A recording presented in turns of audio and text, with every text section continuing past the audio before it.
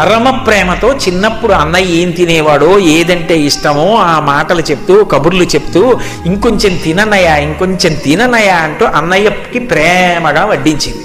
తిన్నాడు.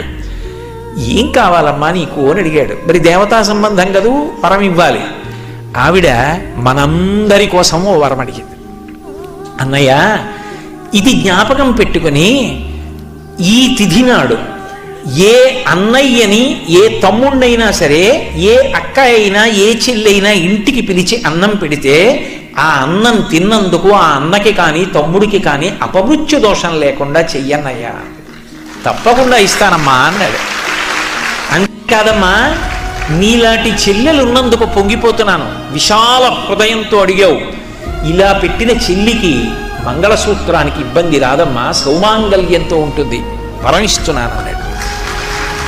యజ్ఞం చేయమన్నారా, యాగం చేయమన్నారా?